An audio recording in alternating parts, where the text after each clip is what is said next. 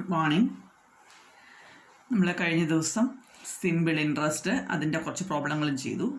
നമുക്ക് പുതുതായ ഒരു ഇൻട്രസ്റ്റ് നമ്മൾ പഠിക്കുന്നു, കോമ്പൗണ്ട് ഇൻട്രസ്റ്റ്. അതായത് കൂട്ടുപലിശ. ഇത് സാധാരണ പലിശ, simple interest. Interest calculated only on the original investment each year is called simple interest. അപ്പം നമ്മൾ ഒരു 5,000 rupees ഡെപ്പോസിറ്റ് ചെയ്തെന്നിരിക്കട്ടെ. അത് ഒരു വർഷം കഴിയുമ്പോൾ നമുക്ക് 500 രൂപ നമുക്ക് ഇൻട്രസ്റ്റ് കിട്ടിയെങ്കിൽ രണ്ടാമത്തെ വർഷവും നമുക്ക് 500 rupees തന്നെ ആയിരിക്കും ഇൻട്രസ്റ്റ് കിട്ടുന്നത്. മൂന്നാമത്തെ ദിവസവും 500 തന്നെ ആയിരിക്കും സിമ്പിൾ ഇൻട്രസ്റ്റ് കാൽക്കുലേറ്റ് ചെയ്യുന്ന കേസിൽ. അതായത് നമ്മൾ എത്ര പ്രിൻസിപ്പൽ എമൗണ്ട് ഇടുന്നോ അതിൻ്റെ ഇൻട്രസ്റ്റ് മാത്രം. അതേസമയം 5,000 rupees നമ്മൾ ചില ബാങ്കിലിടുമ്പോൾ അവർ കോമ്പൗണ്ട് ഇൻട്രസ്റ്റ് കാൽക്കുലേറ്റ് ചെയ്യുന്ന പറയാം. അതായത് ഒരു വർഷത്തേക്ക് നമുക്ക് 500 rupees ആണെങ്കിൽ രണ്ടാമത്തെ വർഷം ആദ്യം അവർ ആ പ്രിൻസിപ്പൽ എമൗണ്ട് എന്ന് നമ്മുടെ ഒറിജിനൽ 5,000-ൻ്റെ കൂടെ പിന്നെ നമുക്ക് കിട്ടിയ ഇൻട്രസ്റ്റായ 500 അവിടെ കിടക്കുകയല്ലേ, അതുകൂടെ ചേർത്ത് 5,500 ഇൻട്രസ്റ്റ് അവർ രണ്ടാമത്തെ വർഷം ആദ്യം പ്രിൻസിപ്പൽ എമൗണ്ടായിട്ട് ഇതെടുക്കും. ഈ ഇൻട്രസ്റ്റ് കൂടെ കൂട്ടും. മറ്റേ നമ്മുടെ സിമ്പിൾ ഇൻട്രസ്റ്റ് അത് എന്തായിരുന്നു, ഒരു വർഷം കഴിയുമ്പോൾ 500 രൂപ കിടപ്പുണ്ട്, പിന്നെ 5,000-ൻ്റെ ഇൻട്രസ്റ്റാണ് വരുന്നത്. രണ്ടാമത്തെ വർഷം കഴിയുമ്പോൾ 500 രൂപ കിടക്കും. അപ്പം അങ്ങനെ 1000 രൂപ അവിടെ കിടക്കുന്നുണ്ട്, അതിന് ഇൻട്രസ്റ്റ് കൂട്ടത്തില്ല. ആദ്യത്തെ 5,000-ന് തന്നെ പിന്നെയും കൊണ്ടിരിക്കും. ഇവിടെ അങ്ങനെയല്ല, ഓരോ വർഷവും നമുക്ക് എന്ത് ചെയ്യുന്നു, ആ ഇൻട്രസ്റ്റും കൂടി അവർ ഇൻട്രസ്റ്റ് കണ്ടുപിടിക്കാൻ യൂസ് ചെയ്യും. അപ്പോൾ നമുക്ക് ആദ്യത്തെ വർഷം 500 ആണെങ്കിൽ രണ്ടാമത്തെ വർഷം 550 ആയിരിക്കും. അടുത്ത വർഷം ആകുമ്പോൾ അതിനെക്കാട്ടി ഇത്രയുടെ കൂടും. അപ്പോൾ അങ്ങനെ നമുക്ക് ഇൻട്രസ്റ്റ് കിട്ടുന്നതിന് ഈ ഇൻട്രസ്റ്റിനും കൂടി ഇൻട്രസ്റ്റ്, അതാണ് കൂട്ടുപലിശ എന്ന് പറയും. നോക്കിക്കേ, in many schemes interest for each year is added to the current amount in calculating interest for the next year. അടുത്ത വർഷത്തേക്ക് നമ്മൾ ഇൻട്രസ്റ്റ് കാൽക്കുലേറ്റ് ചെയ്യുമ്പോൾ ചില സ്കീമുകളിൽ ഓരോ വർഷത്തെയും ഇൻട്രസ്റ്റ് കറണ്ട് എമൗണ്ടിനോട് ആഡ് ചെയ്ത് നമ്മൾ ഇൻട്രസ്റ്റ് കാൽക്കുലേറ്റ് ചെയ്യും. അതായത് നമ്മളത് വിഡ്രോ ചെയ്യുന്നില്ലെങ്കിൽ 500 രൂപ ഞാൻ പറഞ്ഞു 500 രൂപ ഫസ്റ്റ് ഇയറിലേക്ക് കിട്ടി, അത് നമ്മൾ ഈ വിഡ്രോ ചെയ്താൽ നമുക്ക് എടുക്കാൻ പറ്റത്തില്ല. അവിടെ തന്നെ ഡെപ്പോസിറ്റ് ചെയ്യുവാണെങ്കിൽ അത് വീണ്ടും റീഇൻവെസ്റ്റ്മെൻറ്റ് ചെയ്യുകയാണ്. Without actual withdrawal and reinvestment. നമ്മൾ ചെന്ന് വിഡ്രോ ചെയ്യുകയോ അല്ലെങ്കിൽ എന്നിട്ട് എടുത്തിട്ട് വീണ്ടും അതിൻ്റെ കൂടെ കൂട്ടി 5,500 ഡെപ്പോസിറ്റ് ചെയ്യൊന്നും വേണ്ട, അവരെ കാൽക്കുലേറ്റ് ചെയ്തോളൂ. Interest calculated thus is called compound interest. നമുക്കതിനെ പ്രോബ്ലം ചെയ്യുമ്പോൾ നിങ്ങൾക്ക് മനസ്സിലാവും. Example, calculate the compound interest for ₹7,500 at 6% for 2 years. 2 വർഷത്തേക്ക് 6% കോമ്പൗണ്ട് ഇൻട്രസ്റ്റ് കാൽക്കുലേറ്റ് ചെയ്യുന്ന രീതിയിൽ കാൽക്കുലേറ്റ് ചെയ്യാം. അപ്പോൾ പ്രിൻസിപ്പൽ എമൗണ്ട് 7,500, റേറ്റ് 6%. 2 വർഷത്തേക്കെന്ന് പറയുമ്പോഴും കോമ്പൗണ്ട് ഇൻട്രസ്റ്റ് ആയതുകൊണ്ട് ഒരു വർഷം കഴിഞ്ഞിട്ട് വീണ്ടും നമ്മളത് ഇൻട്രസ്റ്റ് കൂട്ടേണ്ടത് കൊണ്ട് നമ്മൾ ഓരോ വർഷം വെച്ചെടുത്തിട്ടാണ് നമ്മൾ ഇൻട്രസ്റ്റ് കാൽക്കുലേറ്റ് ചെയ്യുന്നത്. ഇപ്പോൾ ഇൻട്രസ്റ്റ് ഫോർ ഫസ്റ്റ് ഇയർ അതിനെ ഞാൻ I1 എന്ന് പറയും. അപ്പം നമ്മൾ ആദ്യം എടുക്കുന്ന പ്രിൻസിപ്പൽ എമൗണ്ടിനെ, കാര്യം രണ്ടാമത്തെ വർഷത്തെ പ്രിൻസിപ്പൽ എമൗണ്ട് വ്യത്യാസം വരും, അതുകൊണ്ടാണ് ഞാനിത് P1 എന്ന് കൊടുത്തത്. I1 first ഇയറിലെ interest P1 × N × R/100. നമ്മൾ PNR/100 P1 NR/100 എന്ന് കൊടുത്തെന്നുള്ളതേ ഉള്ളൂ. അപ്പോൾ 7,500 ഒരു വർഷത്തേക്കല്ലേ, 1 × 6/100 ₹450. അപ്പോൾ ഫസ്റ്റ് ഇയറിലെ ഇൻട്രസ്റ്റ് പറയുന്നത് ₹450 ആണ്. അപ്പോൾ സെക്കൻഡ് ഇയറിൽ നമ്മളിത് വിഡ്രോ ചെയ്താൽ നമുക്ക് കിട്ടുന്ന എമൗണ്ട് എത്രയാണ്, 7,500-ഉം 450-യും കൂടെ ചേരുന്നത്. അതല്ലേ സെക്കൻഡ് ഇയറിൽ നമ്മൾ കോമ്പൗണ്ട് ഇൻട്രസ്റ്റ് കാണുമ്പോൾ നമുക്ക് ആ സെക്കൻഡ് ഇയറിലെ പ്രിൻസിപ്പൽ എമൗണ്ട് എന്ന് പറയുന്നത് ഈ P1-ഉം I1-ൂടെ ആഡ് ചെയ്യുന്നതാണ്. അതായത് ആദ്യം നമ്മൾ ഡെപ്പോസിറ്റ് ചെയ്ത എമൗണ്ടും ഒരു വർഷം കഴിയുമ്പോൾ നമുക്ക് കിട്ടുന്ന ഇൻട്രസ്റ്റ് കൂടെ കൂട്ടുമ്പോൾ ഇത്രയും രൂപയാണ് നമുക്ക് ഒരു വർഷം കഴിയുമ്പോൾ നമ്മുടെ കയ്യിലോട്ട് കിട്ടുന്നത്. നമ്മളിങ്ങനെ എടുക്കുകയാണെങ്കിൽ അത് അവിടെ തന്നെ ഡെപ്പോസിറ്റ് ചെയ്യുന്നു. അതായിരിക്കും P2 എന്ന് പറയുന്നത്. ഡെപ്പോസിറ്റ് ഇതെല്ലാം നമ്മൾ തിയറി പറയുന്നുള്ളതേ ഉള്ളൂ, നമ്മൾ ചെന്നൊന്നും ചെയ്യണ്ട, അവർ തന്നെ അത് P2 എന്ന് പറഞ്ഞുകൊണ്ട് അത് എടുത്തോളൂ. സെക്കൻഡ് ഇയറിലെ പ്രിൻസിപ്പൽ എമൗണ്ട് അതെങ്ങനെയായിരിക്കും? ഫസ്റ്റ് ഇയറിലെ പ്രിൻസിപ്പൽ എമൗണ്ടും ഇൻട്രസ്റ്റിനും കൂടി ഇൻട്രസ്റ്റ് കാണണം. അപ്പോൾ P1 + I1. അപ്പോൾ P2 എന്ന് നമുക്ക് കിട്ടി. ഇനി I2 കണ്ടുപിടിക്കാൻ സെക്കൻഡ് ഇയറിലെ ഇൻട്രസ്റ്റ് എന്ന് പറയുന്നത് ഈ പ്രിൻസിപ്പൽ എമൗണ്ടിന് വരുന്നതാണ്. P2 NR/100. അത് കണ്ടുപിടിച്ചു. വാല്യൂസ് കൊടുത്ത 477. നമ്മളിവിടെ ചോദിച്ചേക്കുന്നത് calculate compound interest for 2 years. Amount ചോദിച്ചിട്ടില്ല, കോമ്പൗണ്ട് ഇൻട്രസ്റ്റ് മാത്രം എത്ര. ഫസ്റ്റ് ഇയറിലേക്കുള്ള ഇൻട്രസ്റ്റ് നമ്മൾ പറഞ്ഞു 450 ആണ്. സെക്കൻഡ് ഇയറിലേക്കുള്ള ഇൻട്രസ്റ്റ് 477 ആണ്. അപ്പോൾ 2 വർഷത്തേക്കുള്ള ടോട്ടൽ ഇൻട്രസ്റ്റ് എന്താ? ഈ 2 എമൗണ്ട് കൂടെ ആഡ് ചെയ്യുന്ന 450യും 477 കൂടെ ആഡ് ചെയ്യുന്നതാണ് 2 വർഷത്തേക്ക് അവർക്ക് കിട്ടുന്ന കോമ്പൗണ്ട് ഇൻട്രസ്റ്റ്. ആ സ്ഥാനത്ത് സിമ്പിൾ ഇൻട്രസ്റ്റ് ആയിരുന്നെങ്കിൽ അവർക്ക് ആദ്യത്തെ വർഷം 450 ആയിരുന്നേനെയും സെക്കൻഡ് ഇയറിലും 450 ആയിരുന്നേ. അപ്പോൾ രണ്ടുകൂടെ 450 900 rupees സിമ്പിൾ ഇൻട്രസ്റ്റ് ആയിരുന്നെങ്കിൽ അവർക്ക് ലഭിക്കത്തുള്ളൂ. അപ്പോൾ അതിനേക്കാട്ടി 27 rupees അവർക്ക് കൂടുതൽ കിട്ടിയിട്ടുണ്ട് ഈ കേസിൽ.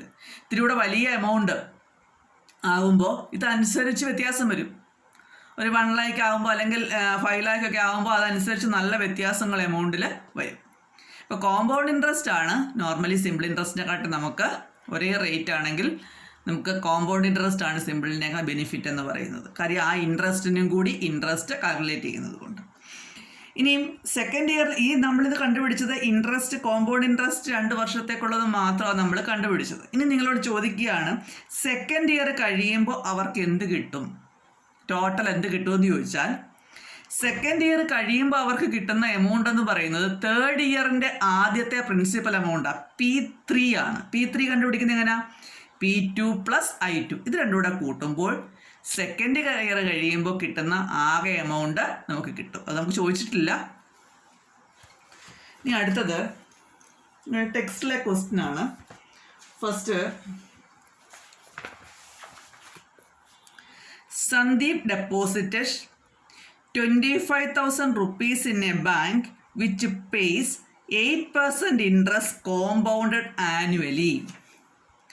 How much would he get back after 2 years? 2 വർഷം കഴിയുമ്പോൾ എത്ര രൂപ അയാൾക്ക് തിരികെ കിട്ടും? ഇൻട്രസ്റ്റ് മാത്രമല്ല ടോട്ടൽ എമൗണ്ട് കൂടെ കൂട്ടി അയാൾക്ക് എത്ര രൂപ തിരികെ കിട്ടും എന്നാണ് ചോദിച്ചിരിക്കുന്നത്. അപ്പോൾ ഇവിടെ സന്ദീപിൻ്റെ ഡെപ്പോസിറ്റ് എന്ന് പറയുന്നത് 25,000 rupees ആണ്.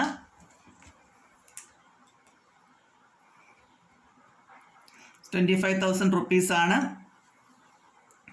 ഒരു മിസ്റ്റേക്ക് വന്നിട്ടുണ്ട്.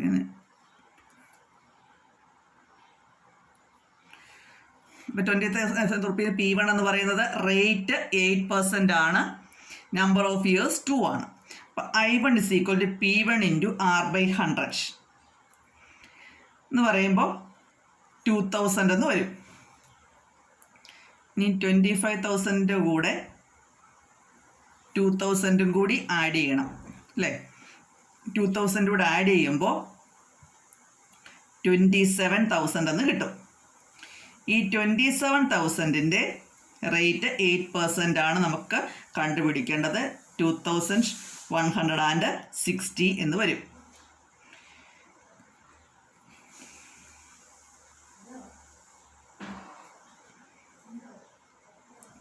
അപ്പോൾ ഞാൻ ഒന്നുകൂടെ പറയാം. P1 എന്ന് പറയുന്നത് 25,000, റേറ്റ് 8%, നമ്പർ ഓഫ് ഇയേഴ്സ് 2. അപ്പോൾ ഫസ്റ്റ് ഇയറിലെ ഇൻട്രസ്റ്റ് P1 × N1 ആയതുകൊണ്ട് നമ്മളിങ്ങനെ കണ്ടുപിടിക്കുന്ന കേസിൽ N എഴുതണമെന്നില്ല, ×R/100.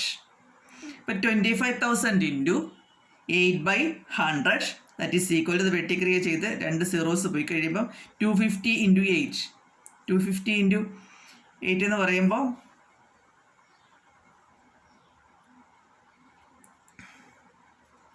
2000 എന്ന് വരും. 2000. അടുത്തത് P2 എന്ന് പറയുന്നത് നമ്മൾ കഴിഞ്ഞ കണക്ക് ചെയ്തപോലെ തന്നെ P1 + I1. P1 + I1 25,000 + 2,000 that is equal to 27,000. ഇനി I2 എന്ന് പറയുന്നത് ഇവിടെ I1 P1 into R/100, I2 ആകുമ്പോൾ P2 ഇൻറ്റു R/100. റേറ്റ് മാറുന്നില്ലല്ലോ. അപ്പോൾ 27,000 ഇൻറ്റു 8/100 അത് കാൽക്കുലേറ്റ് ചെയ്യുമ്പോൾ 2160. അപ്പോൾ അയാൾക്ക് 2 വർഷം കഴിയുമ്പോൾ കിട്ടുന്ന എമൗണ്ട് എന്ന് പറഞ്ഞാൽ മൂന്നാമത്തെ വർഷത്തിൻ്റെ ആദ്യം അവർക്ക് കിട്ടുന്ന എമൗണ്ട് ആണ്. അതെന്ന് പറയുന്നത് 27,000ൻ്റെ കൂടെ 2160 ആഡ് ചെയ്യുന്നതാണ്. ദാറ്റ് മീൻസ് 29,160 റുപ്പീസാണ് അവർക്ക് 2 വർഷം കഴിയുമ്പോൾ കിട്ടുന്നത്. 2 വർഷം കഴിയുമ്പോൾ കിട്ടുന്നത്, അതായത് 2 വർഷം കഴിയുമ്പോൾ കിട്ടുന്ന എമൗണ്ട് എന്ന് പറയുന്നതാണ് മൂന്നാമത്തെ വർഷത്തെ ആദ്യത്തെ പ്രിൻസിപ്പൽ എമൗണ്ട് എന്ന് പറയുന്നത്. അപ്പോൾ ഒരു വർഷം കഴിയുമ്പോൾ കിട്ടുന്ന എമൗണ്ടാണ് ഇത്. 2 വർഷം കഴിയുമ്പോൾ കിട്ടുന്ന എമൗണ്ടാണ് ഇത്. അപ്പോൾ നമ്മൾ നോർമലി അയാൾ ഡെപ്പോസിറ്റ് ചെയ്യുമായിരുന്നു എങ്കിൽ അയാൾക്ക് ഇവിടെ കിട്ടുന്നതെന്ന് പറയുന്നത് 2000 പ്ലസ് 160 റുപ്പീസ് ഇതിൽ കുറവായിരുന്നേനെയും അയാൾക്ക് സിമ്പിൾ ഇൻട്രസ്റ്റിലായിരുന്നു കാൽക്കുലേറ്റ് ചെയ്യുന്നതെങ്കിൽ. കാരണം ഇതേ 2000 തന്നെ ആയിരിക്കും സെക്കൻഡ് ഇയറിലും അയാൾക്ക് ലഭിക്കുന്നത്. അപ്പോൾ 2000 പ്ലസ് 2000 4,000 പ്രിൻസിപ്പൽ എമൗണ്ടും കൂടെ അല്ല അയാൾക്ക് കിട്ടത്തുള്ളൂ.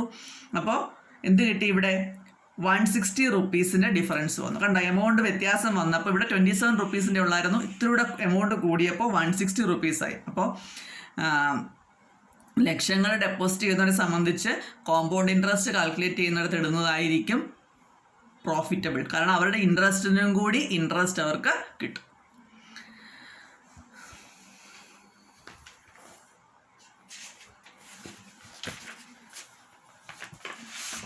Next, Thomas took out a loan of 15,000 rupees from a bank which charges 12% interest compounded annually. After 2 years, he paid back 10,000 rupees. To settle the loan, how much should he pay at the end of 3 years? അപ്പോൾ ഈ bank compound interest calculate ചെയ്യുന്ന ബാങ്കാണ്. 2 വർഷം Thomas 15,000 rupees അങ്ങോട്ട് deposit ചെയ്തു. അവിടെ loan എടുക്കുകയാണ് 12% ഇൻട്രസ്റ്റിൽ. ഓർക്കുക, ലോൺ ഒരിക്കലും എന്തല്ല, ഒരു ധനമല്ല. കാരണം നമ്മൾ ബാങ്കിൽ ഡെപ്പോസിറ്റ് ചെയ്യുമ്പോൾ നമുക്ക് എമൗണ്ട് കൂടുതൽ ഇങ്ങോട്ട് കിട്ടും. ലോൺ നമ്മൾ എടുക്കുമ്പോൾ അതേപോലെ നമുക്ക് ഡെപ്പോസിറ്റ് ചെയ്ത് നമുക്ക് ലാഭമാണെങ്കിൽ എന്തായിരിക്കും, ലോൺ എന്ന് പറയുന്നത് നമുക്ക് നഷ്ടമാണ്. കാരണം നമ്മൾ അത്രയും എമൗണ്ട് ബാങ്കിന് ലാഭം ഉണ്ടാകുകയാണ് അല്ലേ. അപ്പം ഇവിടെ തോമസ് 15,000 റുപ്പീസാണ് എന്ത് ചെയ്തത്, ഇതിനകത്തിൽ ഡെപ്പോസിറ്റ് ചെയ്തു. 15,000 റുപ്പീസാണ് തോമസ് ഡെപ്പോസിറ്റ് ചെയ്തത്. അവിടെ റേറ്റ് 12% ആണ്. 2 വർഷം കഴിഞ്ഞ് ഇത്രയും എമൗണ്ട് അയാൾ തിരികെ അടയ്ക്കുന്നുണ്ട് ലോണിന്. അപ്പോൾ നമുക്ക് 2 വർഷത്തേക്കുള്ള കോമ്പൗണ്ട് ഇൻട്രസ്റ്റ് ആദ്യം കണ്ടുപിടിക്കാം. അതിനുശേഷം ഈ എമൗണ്ട് അയാൾ തിരിച്ചടയ്ക്കുമ്പോൾ അതിൻ്റെ ബാക്കിയല്ലാതെ മൂന്നാമത്തെ വർഷം നമുക്ക് പലിശയ്ക്ക് ആവശ്യമുള്ളൂ. അപ്പോൾ അതുകൊണ്ട് നമുക്ക് ആദ്യം പ്രിൻസിപ്പൽ എമൗണ്ട് എന്ന് പറയുന്നത് 15,000, റേറ്റ് 12%. നമ്മൾ I1 = P1 × R/100 നേരത്തെ ചെയ്തതുപോലെ നമ്മൾ ചെയ്യുമ്പോൾ 1,800 എന്ന് കിട്ടും. അപ്പോൾ P2 കണ്ടുപിടിക്കാൻ നമ്മൾ എന്ത് ചെയ്യും, P1 + I1 എടുക്കുമ്പോൾ നമുക്ക് P2 കിട്ടും. അത് വെച്ചിട്ട് നമ്മൾ I2 കാൽക്കുലേറ്റ് ചെയ്യും. എങ്ങനെയാണ്? P2 × R/100 വെച്ച് I2 കാൽക്കുലേറ്റ് ചെയ്തു. ഇനിയും 2 വർഷം കഴിയുമ്പോൾ അയാൾക്ക് കിട്ടുന്ന എമൗണ്ട് എന്ന് പറഞ്ഞാൽ മൂന്നാമത്തെ വർഷത്തെ ആദ്യത്തെ പ്രിൻസിപ്പൽ എമൗണ്ടാണ്. 2 വർഷം കഴിയുമ്പോൾ അയാൾ അടയ്ക്കേണ്ട എമൗണ്ട് എന്ന് പറയുന്നത് ഇത് രണ്ടും കൂടെ P2 + I2 അല്ലേ. P2 + I2 ആണ് നമുക്ക് ടോട്ടൽ അയാൾ അടയ്ക്കേണ്ടത്. പക്ഷേ അതിൽ നിന്നും ഒരു 10,000 റുപ്പീസ് അയാൾ അടച്ചിട്ടുള്ളൂ. അപ്പോൾ ഇത് രണ്ടും കൂടി ആഡ് ചെയ്തിട്ട് അതിൽ നിന്നും ഒരു 10,000 സബ്ട്രാക്റ്റ് ചെയ്യുമ്പോഴാണ് നമുക്ക് മൂന്നാമത്തെ വർഷം ആദ്യം അയാൾ അടയ്ക്കേണ്ട എമൗണ്ട് കിട്ടുന്നത്. ഒറിജിനലി അയാൾ അടയ്ക്കേണ്ട എമൗണ്ട് എന്ന് പറയുന്നത് ഈ 16,800 അതിൻ്റെ കൂടെ 2016 കൂടി ആഡ് ചെയ്യുമ്പോൾ കിട്ടുന്ന 18,816 റുപ്പീസാണ് അയാൾ സെക്കൻഡ് ഇയർ കഴിയുമ്പോൾ ലോൺ സെറ്റിൽ ചെയ്യാൻ അടയ്ക്കേണ്ടത്. പക്ഷേ അയാൾക്ക് മുഴുവൻ അടയ്ക്കാനായിട്ട് ഇല്ല. അയാളുടെ എത്ര രൂപയേ ഉള്ളൂ? 10,000 റുപ്പീസേ ഉള്ളൂ. അപ്പോൾ അയാൾ ഇതിൽ നിന്ന് എത്ര രൂപ മാത്രം അടയ്ക്കുന്നു? 10,000 റുപ്പീസ് മാത്രം. അയാളുടെ അന്നേരം അത്ര രൂപയേ ഉള്ളൂ. ഇത്രയും രൂപ ഫുൾ ഉണ്ടായിരുന്നെങ്കിൽ അത് അയാൾ അടച്ച് അത് സെറ്റിൽ ചെയ്യായിരുന്നു. പക്ഷേ അയാൾക്ക് അതിൻ്റെ എമൗണ്ട് കയ്യിലില്ല. അപ്പോൾ അയാൾ ഇത്രയും അടയ്ക്കേണ്ടിടത്തു നിന്ന് അയാൾ എന്ത് ചെയ്യുന്നു? 10,000 മാത്രം അടയ്ക്കുന്നു. അപ്പോൾ ഈ ടോട്ടലിൽ നിന്നും 10,000 കുറയ്ക്കുമ്പോൾ ബാക്കി എമൗണ്ടാണ് ബാങ്കിൽ വീണ്ടും ലോണിന് നമ്മൾ അടയ്ക്കാനുള്ളതായിട്ട് തോമസിന് കിടക്കുന്ന എമൗണ്ട്. അതായിരിക്കുമല്ലോ തേർഡ് ഇയർ ആദ്യം അയാൾ ഇതിൻ്റെ മാത്രം പലിശ കണ്ടുപിടിച്ച് അടച്ചാൽ മതിയല്ലോ. ഈ എമൗണ്ടും ഇതിൻ്റെ പലിശയും കൂടി മാത്രം മൂന്നാമത്തെ വർഷം അടച്ചാൽ മതി. അപ്പോൾ നമ്മൾ 2 വർഷത്തേത് കണ്ടുപിടിച്ചു. അപ്പോൾ നമുക്കിതാ ഇത്രയും എമൗണ്ട് കിട്ടി. രണ്ടും കൂടെ ആഡ് ചെയ്യുന്നത്. അതിൽ നിന്നും അയാൾ എത്ര മാത്രം ഇത് ഫുൾ അടയ്ക്കാൻ അയാളുടെ ഇല്ല. അയാൾ എത്ര മാത്രം അടയ്ക്കുന്നു? 10,000 മാത്രം അടയ്ക്കുന്നു. അപ്പോൾ 10,000 മാത്രം അടയ്ക്കുമ്പോൾ ബാക്കി ഇതാ ഇത്രയും എമൗണ്ട് വരും, 8,816 റുപ്പീസ്. പിന്നിനിയും അയാൾ ലോൺ അടച്ച് അന്നേരം സെറ്റിൽ ചെയ്യണമെങ്കിൽ ഇത്രയും എമൗണ്ട് ഉണ്ടായിരുന്നെങ്കിൽ സെറ്റിൽ ചെയ്യാമായിരുന്നു. അതില്ല. അപ്പോൾ പിന്നെ അയാൾ എന്ത് ചെയ്യുന്നു? ഈ എമൗണ്ട് അവിടെ ലോണ് ആയിട്ട് തന്നെ കിടക്കുന്നു. അപ്പോൾ അടുത്ത വർഷം ആകുമ്പോൾ ഈ എമൗണ്ടും അതിൻ്റെ ഇൻട്രസ്റ്റും കൂടി വേണം അടുത്ത വർഷം സെറ്റിൽ ചെയ്യാൻ, മൂന്നാമത്തെ വർഷം. അപ്പോൾ ഈ എമൗണ്ടിൻ്റെ ഇൻട്രസ്റ്റ് നമ്മൾ കണ്ടുപിടിക്കുന്നു. I3 എന്നത് 8,816 × 12/100 കണ്ടുപിടിക്കുമ്പോൾ 1057.92 എന്ന് കിട്ടും. നമ്മൾ ഇൻട്രസ്റ്റ് കണ്ടുപിടിക്കുമ്പോൾ ശ്രദ്ധിക്കേണ്ട കാര്യം, ഈ പോയിന്റിന് ശേഷം 5ഓ അതിൽ കൂടുതലോ ആണെങ്കിൽ നെക്സ്റ്റ് ഡിജിറ്റിലോട്ട് നമ്മൾ എടുക്കും. അതായത് ഇവിടെ 92 പൈസ 1057.92 പൈസ 92 പൈസ എന്ന് പറയും. ഇത്രയും റുപ്പീസ് ഇത്രയും പൈസ എന്നാണ്. 92 പൈസ എന്ന് പറയുമ്പോൾ നമ്മൾ അടുത്ത എമൗണ്ട് 50 പൈസയോ അതിൽ കൂടുതലോ ആണെങ്കിൽ നമ്മൾ 50 നെക്സ്റ്റ് ഡിജിറ്റിലോട്ട് മാറ്റും. ഇപ്പോൾ 50 രൂപ 50 പൈസ എന്ന് പറഞ്ഞാൽ നമ്മൾ 51 രൂപ അടയ്ക്കണം. അതല്ല 50 രൂപ 40 പൈസയാണെങ്കിൽ 50 രൂപ അടച്ചാൽ മതി. മനസ്സിലായോ? അപ്പോൾ 10.57.92 എന്ന് വരുമ്പോൾ നമ്മളത് 1057.92 എന്നുള്ളതിനെ 1058 എന്ന് എടുക്കാം. ഇപ്പോൾ അയാൾ ലോൺ സെറ്റിൽ ചെയ്യണമെങ്കിൽ നേരത്തെ നമ്മൾക്ക് അയാൾ അടയ്ക്കാൻ കിടക്കുന്ന ഈ എമൗണ്ടും അതിൻ്റെ ഇൻട്രസ്റ്റും കൂടി അയാൾ അടയ്ക്കണം. അപ്പോൾ ഈ 2 എമൗണ്ട് കൂടെ ആഡ് ചെയ്യുന്നതായിരിക്കും തേർഡ് ഇയർ ആദ്യം അയാൾ ലോൺ സെറ്റിൽ ചെയ്യാൻ അടയ്ക്കേണ്ടി വരുന്ന എമൗണ്ട് എന്ന് പറയുന്നത്. Okay, next third question. The simple interest at 5% got for a certain amount after 2 years is 200 rupees. If interest is compounded annually, what would be the interest for same amount at the same rate after 2 years? അതായത് കുറച്ച് amount, നമുക്ക് amount ഇല്ല, നമുക്ക് എന്തേ ഉള്ളൂ, rate ഉണ്ട്, number ഉണ്ട്, ഉണ്ട്, ഇൻട്രസ്റ്റ് ഉണ്ട്. അത് വെച്ചിട്ട് നമ്മൾ പ്രിൻസിപ്പൽ എമൗണ്ട് എത്ര രൂപയ്ക്കാണ് 200 റുപ്പീസ് കിട്ടിയതെന്നുള്ളത് ആദ്യം കണ്ടുപിടിക്കണം. നമുക്കിവിടെ ഉണ്ട്, ഉണ്ട്, ഉണ്ട്. സിമ്പിൾ ഇൻട്രസ്റ്റ് ആണ്. I = PNR/100 നമ്മുടെ കയ്യിലുണ്ട്. അതിനകത്ത് നമ്മൾ വാല്യൂസ് കൊടുക്കുമ്പോൾ 200 = P × 2 × 5/100. അവിടെ അതൊന്ന് P നമ്മൾ കാൽക്കുലേറ്റ് ചെയ്ത് 2000 എന്ന് കിട്ടും. അപ്പോൾ അവരുടെ പ്രിൻസിപ്പൽ എമൗണ്ട് നമുക്ക് കിട്ടി 2000. ഇനി ഇതേ എമൗണ്ട്, അതായത് പ്രിൻസിപ്പൽ എമൗണ്ട് 2000 തന്നെ, ഇതേ റേറ്റ് 5% റേറ്റിൽ 2 വർഷത്തേക്ക് ഡെപ്പോസിറ്റ് ചെയ്താൽ അയാൾക്ക് 2 വർഷവും കൂടെ എത്ര എമൗണ്ട് ഇൻട്രസ്റ്റ് ആയിട്ട് കിട്ടും എന്നാണ് ചോദിച്ചിരിക്കുന്നത്. ടോട്ടൽ എത്ര കിട്ടുമെന്നല്ല, ഇൻട്രസ്റ്റ് ആയിട്ട്. ഇപ്പോൾ P1 2000 എന്നെടുത്ത്, റേറ്റ് മാറ്റമില്ല, 5% എടുത്ത് I1 നമ്മൾ കണ്ടുപിടിച്ചു. P1 ഇൻറ്റു R/100 വെച്ച് 100 എന്ന് കിട്ടി. P2 എന്ന് പറയുന്നത് P1 plus I1 that is 2000 and 100. അതിൻ്റെ 5/100 എന്ന് പറയുന്നത് 105 എന്ന് നമുക്ക് കിട്ടും. ഇനി ഈ I1ഉം I2 കൂട്ടുന്നതായിരിക്കും 2 വർഷത്തേക്കുള്ള കോമ്പൗണ്ട് ഇൻട്രസ്റ്റ് 205. അപ്പോൾ ഫസ്റ്റ് നമുക്കൊക്കെ സിമ്പിൾ ഇൻട്രസ്റ്റ് ആയപ്പോൾ 200 മാത്രമേ ഉള്ളൂ, കുറച്ച് എമൗണ്ട് ആയപ്പോഴേ 200 മാത്രമേ ഉള്ളൂ. പക്ഷേ കോമ്പൗണ്ട് ഇൻട്രസ്റ്റ് ആയപ്പോൾ അത് കണ്ടോ വ്യത്യാസം വന്നു, 205 എന്ന് വന്നു. അപ്പോൾ ഇവിടെ നമുക്ക് സിമ്പിൾ ഇൻട്രസ്റ്റ് ആദ്യം തന്നിട്ടുണ്ട്, അത് വെച്ചിട്ട് പ്രിൻസിപ്പൽ എമൗണ്ട് കണ്ടുപിടിച്ച് ആ പ്രിൻസിപ്പൽ എമൗണ്ട് മറ്റൊരു ഡെപ്പോസിറ്റിൽ നമ്മൾ ഡെപ്പോസിറ്റ് ചെയ്താൽ ഇൻട്രസ്റ്റ് എത്ര വരും. സിമ്പിൾ ഇൻട്രസ്റ്റ് ആകുമ്പോൾ 200 വരത്തുള്ളൂ, അങ്ങനെയാകുമ്പോൾ കോമ്പൗണ്ട് ഇൻട്രസ്റ്റ് ആയിരുന്നെങ്കിൽ എത്ര വരും, അതാണ് നമ്മൾ കാൽക്കുലേറ്റ് ചെയ്തിരിക്കുന്നത്. ഓക്കെ.